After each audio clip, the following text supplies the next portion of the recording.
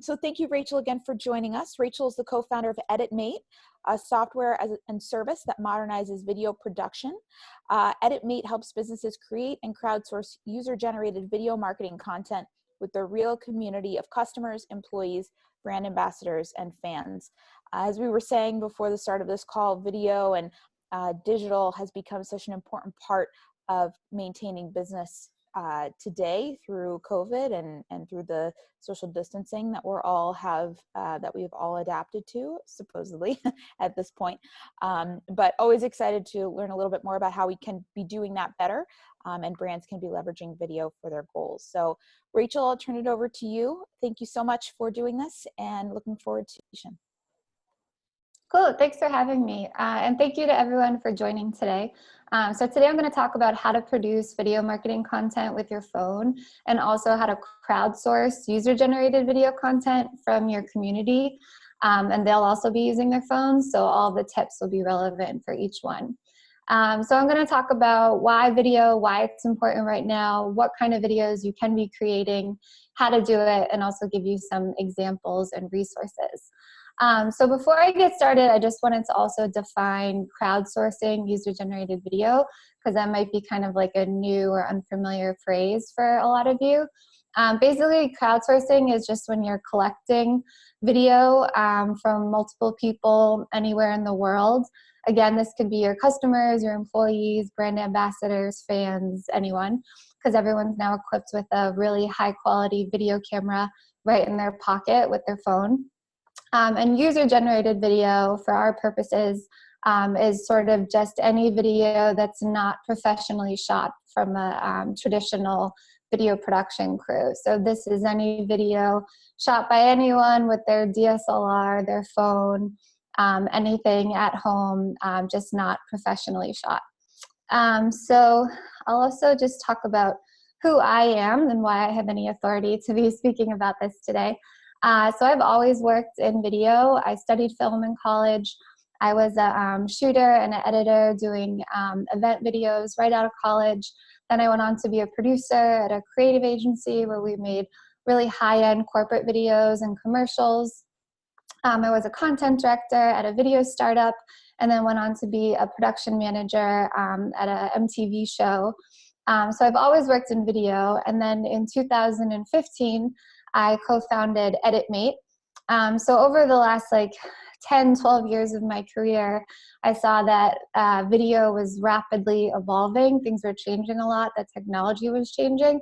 So I founded EditMate, which is a software and a service that basically helps businesses create their own videos, crowdsource user-generated video, manage their projects, and just create authentic branded video in a way that's cheaper and a lot less time-consuming than working with a traditional video production company. So it's kind of a new way to make video, and it also modernizes the traditional video production process. So first, I'm going to talk about why you should be creating videos now. So for a lot of you, I imagine if you're food entrepreneurs, you're probably used to engaging a lot in person. You're used to doing sampling and tabling at stores, at events and in festivals, going into stores, talking to the manager to get your product in there, and really interacting with your customers as much as possible to get their feedback on your product and how to market and everything else. And now you can't do that, unfortunately. And video is kind of the best way to mimic that in-person, face-to-face, word-of-mouth feel. And fortunately, at the same time, everyone is at home and they're online and they're on their phones. Everyone's working from home, which means they're probably on Facebook and Instagram now more than ever. So now is actually a really great time to be sharing video content because people will see it. And it's a really important thing just to keep your brand alive and brand awareness going. So whether your business is currently slower than usual, if its production is stalled, or if you're able to operate as normal, you really want to keep your brand awareness alive and connect with your community as well as your potential customers. I feel like this is really important right now for small businesses because even though people are being more conservative with their finances and maybe spending less and going out less, people do want to support small local businesses. So now is a really great time to get your product in front of people on video and get them aware of you and what you do. So what kind of videos should you be producing right now? And this is also for right now or later. I usually divide this into two categories when talking to businesses who are just starting to create video. The first category is to really get personal and show off your brand. This is really showing off your people, your products, and your brand's personality. This is a great way to boost brand affinity and get people kind of feeling warm and fuzzy feelings about your brand and really getting to know you and who you are. A great way to do this is really to show off what your business is, why you started it, what made you get started, doing profiles of your employees, diving deep into your ingredients and your product, and also showing off your product, your local neighborhood, your local community, where you're located, and really giving people a way to understand your brand in a more personal and a human way. And video, especially user-generated video, is the perfect way to do that. The second category is to be helpful and really provide useful information to your viewers. A great way to do this is by sharing educational videos and how-tos, sort of answering the questions that your target audience might have. And those could be questions that they have about your product. You could do frequently asked questions, sort of the basics about what people would need to know. And it can also be stuff that's not completely related to your product, but would be questions that your target audience would be wondering for themselves. So this would be answering questions that your target audience would want to know that's relevant to like their lifestyle. So if you're like a health food product, you could be giving them information or how-tos about healthy living, exercises, healthy tips. If you're a product that your target market is busy college students or busy parents, you can give information about time management, ways to be more efficient. So I'm sure a lot of you, if you're an entrepreneur, you've sort of done a lot of like ideal client profiles, figuring out who your ideal customer is and who they are, kind of like fleshing that out. So this is a great time to really figure out what else are they interested in life, what are they looking for online, and sort of create content that'll introduce them to your brand and what you do. And I'll show you a few video examples of that later as well. So next, I'm going to talk about the actual how-to of this, how to shoot videos at home with your phone. And this, again, these are useful for whether it's you at home shooting these, or if you're crowdsourcing the videos from your other employees, your customers, your fans, your brand ambassadors. If you're working with influencers, you can pass on this information to them to ensure you get the highest quality video footage possible. And then you can edit that all together to create like a really authentic branded video featuring your real community. So my first tip is to film in a bright, well-lit room. This is a time where you really want to open up all the shades, bring in extra light sources like extra lamps into wherever you're shooting.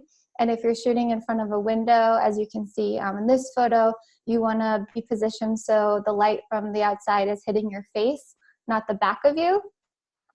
This is really not the time for mood lighting. You really want to be bright and well lit, and you also want to make sure that your light source is hitting you directly, not from above you, because from above you will actually create like weird, unattractive shadows on your face. So you really want to pay extra attention to that and make sure you film in a bright, well-lit room. The second tip, or actually for the bright, well-lit room thing, if you're interested in investing a little bit of money to help out with that, I'd recommend buying a ring light, which is a light that you can actually put your phone right into, and then it'll, you can shoot a video of yourself right in front, and it'll create like a really nice light that'll almost make you look like you're glowing. This is what all like the makeup tutorial people and YouTubers use. to make them look good. And you can buy it off like Amazon or various other places online for pretty cheap, between like 30 and $100, depending on where you get it. My second tip is to pay extra attention to your audio. Audio can really make or break an otherwise good-looking video. For this, I just recommend spending like 30 seconds and sitting quietly and wherever you're shooting. You want to shoot in like a smaller room. That'll help out with eliminating extra echo. And spend 30 seconds just listening to your surroundings and figuring out what outside noises you can minimize. So if your kids are chatting in the kitchen, you can bribe them to be quiet for a few minutes. If there's construction noise outside, shut the window, close the doors. If there's a noisy appliance in your house, unplug it. And sort of just spend a little bit of extra time to figure out how you can minimize outside noise to create really great audio.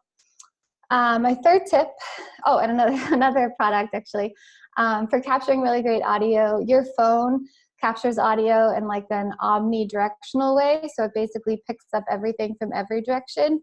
And if you want to make sure you're only picking up audio from the direction where you're speaking or what you're filming, you can buy a shotgun mic, which is like a tiny little mic that plugs in right into your headphone jack. And that will only capture the audio coming from that particular direction. We always use the Rode mic, and I have links to all that I can provide you afterwards. And again, that's really affordable too. I think it's like 50 or 60 bucks on Amazon as well. So my third tip is to film with your phone horizontal. Obviously, if you're doing like Instagram TV or something else, you can do it vertical, but filming with the horizontal kind of gives you, if you're editing, or your editor, if you're working with one, the best high quality video and the best flexibility to cut it either into a regular rectangular video like on YouTube, a square video, which you often see on Instagram and Facebook, or you can also cut it into a vertical video. So that kind of just gives you the best flexibility for creating videos in multiple formats. Because if you create one video, you really want to maximize the content you get out of that and be able to create multiple versions formatted for multiple channels so you can really share it everywhere and maximize your ROI.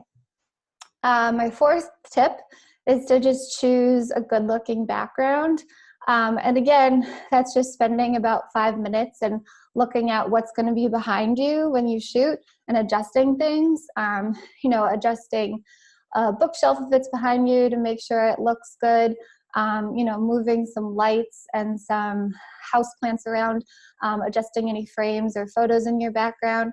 I know my background isn't particularly interesting, but I had like a surfboard in the back that I moved and some extra frames that I got out of the way.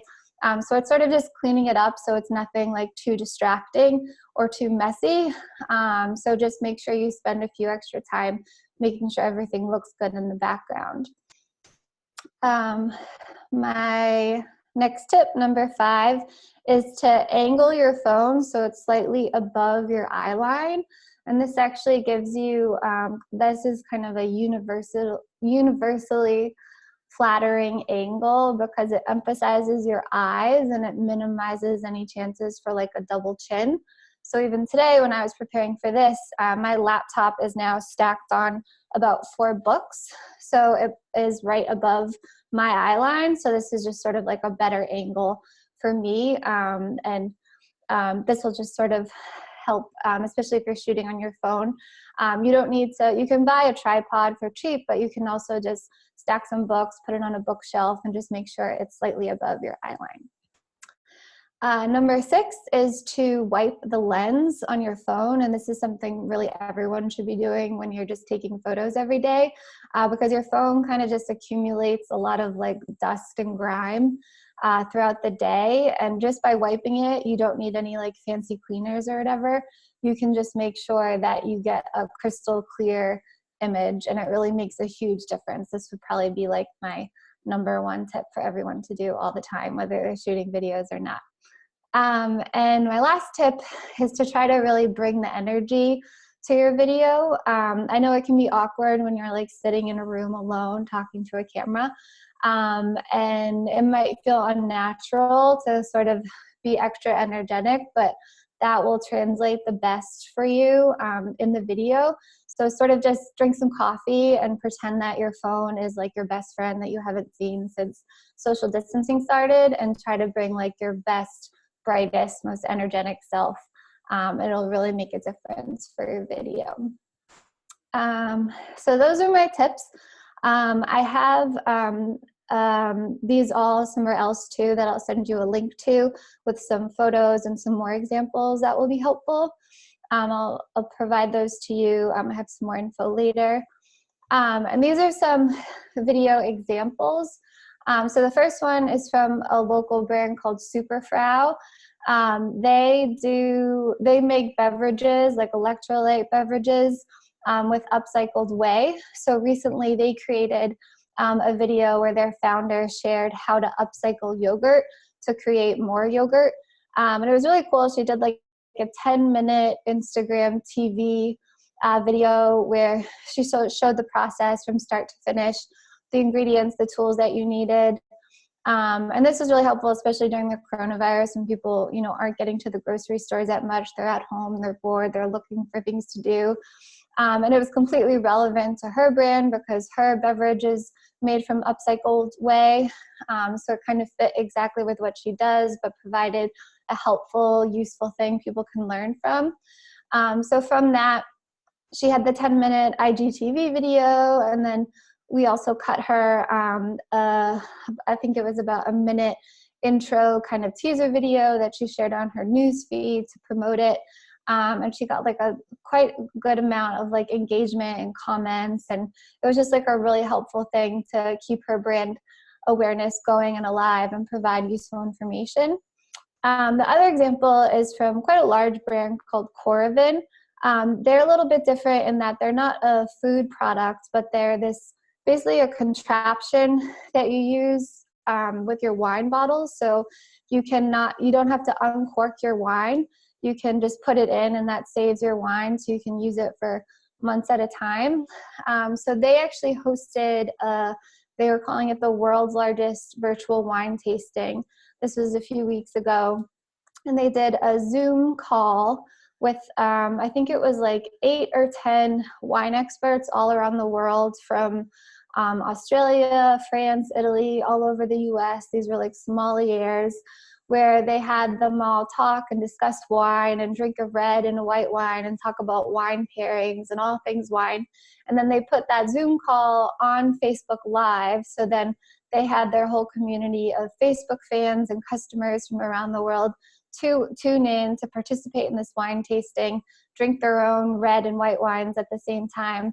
And then they also collected user-generated video from all of the experts and all of the people who tuned in.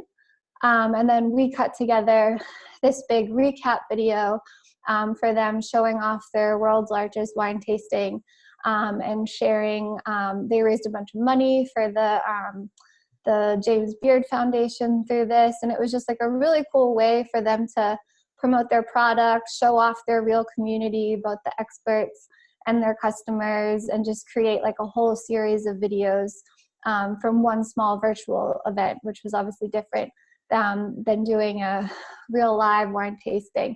But it was a really great way for them to show off their community with authentic videos. So I'll send you the links to these. And then for further resources, if it's helpful, all the tips that I talked about today with more details are on a blog post called Filming with a Phone on our blog. I also have like a whole page of at-home video production resources that show you what videos to create, how to make them, stuff about B-roll, capturing audio, everything. If you go to editmate.com, it's right at the top there. You can also email me anytime at rachel@editmate.com. I'm like happy to answer any questions or share any other resources or helpful info I might have about video or marketing or video marketing. And then also our blog is updated weekly, editmate.com/blog, where we share once a week a new post or a video about creating videos, video marketing and marketing in general. So if you're interested in any of those topics, we have lots of content on there, so you can subscribe or just check it out whenever you'd like. And I think that's it. Great. Thank you very much, Rachel. Those were great tips and very actionable insights into how to optimize video. We will open it up for questions now. If you have a question, please raise your hand. We can unmute you. Otherwise, you're welcome to send me a message in the chat and I can relay the message here to Rachel. Rachel, one question we did have come in has to do with time. So video length of time. Is there a rule of thumb for estimating how long a video should be if you're doing more education versus product tasting? How do you think about the time of the video that you're putting together, and is there a rule of thumb about sticking to a certain time frame? Sure. So I usually recommend videos be like 2 minutes or under. And if you're doing a longer educational video that requires more time, like 5 minutes or 10 minutes, it's a great idea to create like a teaser version of that video that teases the full video and directs people to it. And that way you can share it on social media, on Instagram, on Facebook. And my biggest tip around that would also just to be to create as many actual video assets as you can from one video. So whether it's a 2-minute video, a 5-minute video, or a 10-minute video, try to create multiple versions of the video to really maximize your return on that investment, maximize your content, and be able to share fresh and new stuff on all your channels. So your audience, no matter where they hang out, will be able to find you and your video. Great, thank you. Another question that came in is around hosting. YouTube versus website. There are a number of different, Vimeo as well.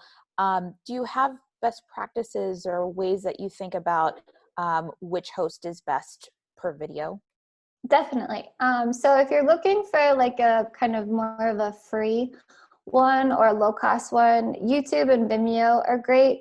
YouTube is the best since it's connected with Google, is a great way to for people to find you. It's like a search engine within itself now. So if you're really looking to maximize your views and get new people watching you, YouTube is great because obviously you search for something, it pops up, and it's just like a giant library. Vimeo can be better if you are sort of just looking for a way to host on your website. And there's sort of a few different ways that you can adjust the player so it matches your brand. I know we use Vimeo on our website to show all of our featured work because we're not necessarily looking for people to find us through that.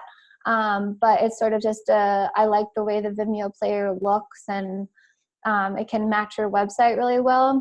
And then there's also a lot of other particular hosting products like Wistia, which is a local business as well. They have like a lot of really cool features for hosting your video, especially if you're a business where you can capture people's emails and get great analytics.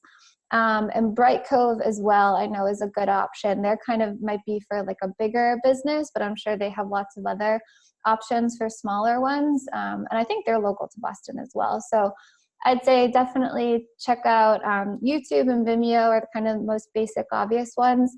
And then Wistia and Bright Cove would have more sophisticated tools and analytics around them. Great, thank you. Another question came in. Have you ever used a contest for sourcing of UGC, for instance, creating and tagging? And is this in any way, have you found it to be disengaging as it could seem like clickbait or following? No, I actually think contests and like giveaways are a great way to capture UGC. It's a great way to just like incentivize people and sort of create like a full campaign around capturing UGC. One thing I've noticed is that instead of, because a lot of times I know a lot of times people would be happy to like contribute a video or a photo to a contest, but maybe they don't want to share it on their on their Instagram or Facebook channels because, they don't want to appear spammy like they're entering all these contests, especially, as you go into like older crowds. So I would say my main tip would be like, definitely do that. Definitely incentivize, use contests, use giveaways. That's like a great way to get more people involved. But I would say you can ask them to contribute videos directly to you. I know EditMate, like we have a whole system for doing that, which a lot of brands use, but you can also just say like, hey, like DM us directly with your video or email it to this. That would be my one major tip, is if you're gonna do that, give them the option to not have to post it on their social site, and you might end up getting a lot more content that you can then cut together to create a great video for your brand. Awesome, thank you. And as a last question here, I know we're coming to the time. As you think about video and the promotion of videos across the various social media platforms, whether it be Instagram, Facebook, Twitter, all of the ones that I think folks really rely on to get word out and messages out about their brands, do you prioritize platforms in terms of video as a better or not as good platform to be able to spread word about your brand in that way? Yep, sure. So with all of the channels, we've noticed, especially over the last 5 years since like EditMate has been in business, is that like organic reach has changed a lot. And organic reach basically means that when you're not putting money behind a video, and you're not spending money to boost it or to create an ad, like when you share a video, how many people are actually seeing it on your feed, how many of your followers. And like, unfortunately, like Facebook's has gone down a lot, even like LinkedIn has gone down a lot, but Instagram actually seems to be the one where if you put something out on your channel, most of your followers will actually see it. So I would say like Instagram is one of the best ones. LinkedIn, I know, is really trying to push video a lot as a platform. So that can be good as well. Whereas with Facebook, I think Facebook probably has the best cost per click with doing ads. So if you're going to do ads, Facebook is great for that, as well as Instagram, since they're owned by the same entity now.